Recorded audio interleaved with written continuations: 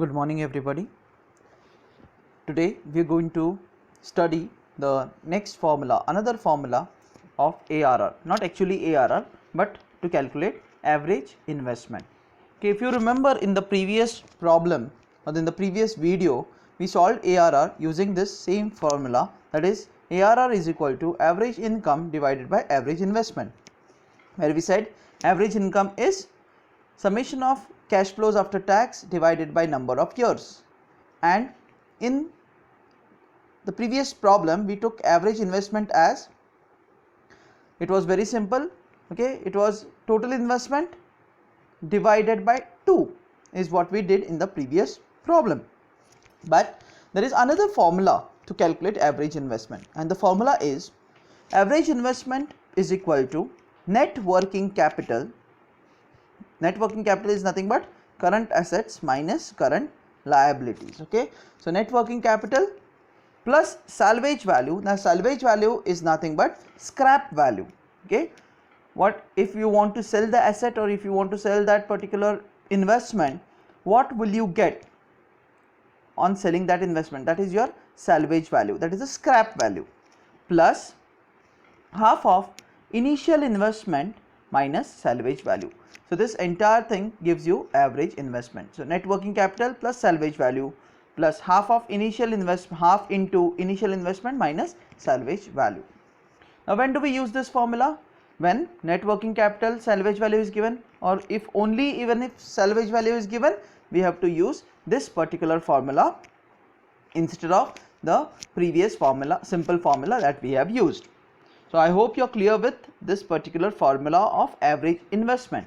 I'll just repeat, average investment is equal to net working capital plus salvage value plus half of initial investment minus salvage value. So with this reference, let's take a simple problem on ARR.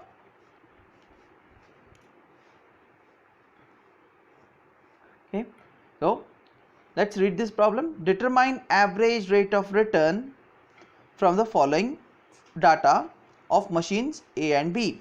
So there are two machines, machine A and machine B, and you have to calculate ARR for this particular machine A and machine B. So what they have given? Cost is given 56,125, 56,125. So the initial investment of both the machines is same, that is 56,125.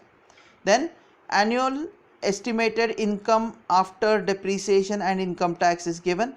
That means this is your annual CFAT, which is 3,375, 5,375, 7,375, 9,375 and 11,375 for machine A, and these are the cash flows for machine B. If you see, the total of the cash flows is same. Estimated life is 5 years, 5 years. Salvage value is also 3 years and 3 years. So if you see, except the cash flows after tax, which are in reverse order, like if you see, these are in ascending order, whereas these are in descending order. Okay, so if you see, all the everything is same except the order of these cash flows. Okay, so understand one thing, these are ARR or average rate of return is a non-discounted method of calculation. So we do not consider time value of money. So these cash flows, whether they are in ascending order or whether they are in descending order, it doesn't make any difference. The answer would be the same in both the cases, that is machine A and machine B. So let's find out the answer for this. Okay, now first of all, ARR means average income divided by average investment.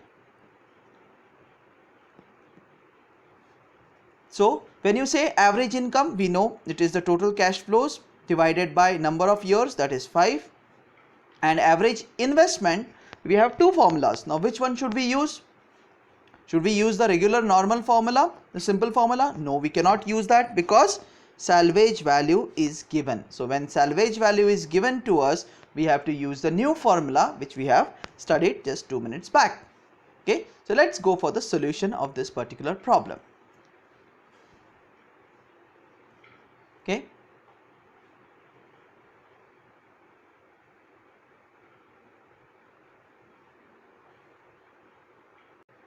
Okay, so we've seen the question. In the question, if you see, the total cash flows was already given to us, that is 36,875 for both the machines A and B. Number of years is 5. Remember these values. Okay, so what is the average income? Average income is 36,875 divided by 5 in both the cases, because in both the cases the total cash flows after tax are same. So it will give you the average income as 7,375. Similarly, we have to calculate the average investment also. Now, how do we calculate average investment? Okay, we have already discussed in this particular problem, salvage value is given, so I cannot use the regular formula or the very simple formula of total investment divided by 2. I have to go ahead with a new formula, that is net working capital, which is not given, so I have not considered it, plus salvage value. Now salvage value is 3,000, we know that, plus half of initial investment. Now what is the initial investment? It's given over here. Initial investment is 56,125. So half of initial investment minus salvage value is 3,000. So if you simplify this, you get the average investment as 29,562.5, which is similar in machine B also, because the investment in machine B is 56,125 and salvage value is 3,000. So your average income in investment for both the machines also would be same. Now let's go ahead with the last part, that is calculation of ARR. Now how do you calculate ARR? It is average income divided by average investment. Okay, so average income is 7,375 divided by average investment is 29,562.5. So your ARR comes to 0.249 or 24.9%. Similar is the case with machine B. Average income is 7,375 and average investment is 29,562.5. So your ARR comes to 0.249 or 24.9%. So this is how we calculate ARR using the new formula for average investment. Now again, when do we use this formula? Only when salvage value is given. If salvage value is not given, then directly we calculate total investment divided by 2. Okay, I hope you are clear with this particular formula. So this particular formula as well as the concept of ARR. So far we have completed the concept of NPV and ARR. Okay, now we are going to go ahead with the next part or the next types of method, which are discounted methods or discounted cash flow methods. Now what is the difference between discounted cash flow method and non-discounted cash flow methods? If you understand, in the non-discounted methods, okay, we did not calculate the present value of money. We took these cash flows as it is. We did not find out the present values of these cash flows. We took them as it is, took the total and used it in the formula. Whereas in case of discounted cash flow methods, we are going to find out the present values and then use those cash flows in the formula. So that is the difference between discounted methods and non-discounted method. That is, in non-discounted methods, time value of money is not considered. In discounted methods, time value of money is considered.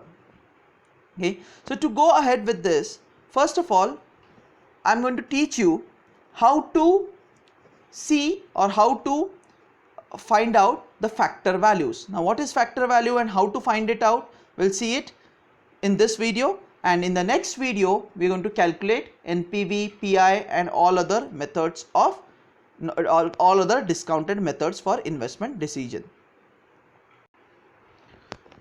Okay, now this is what a present value and future value tables, factor tables look like. Okay, if you see,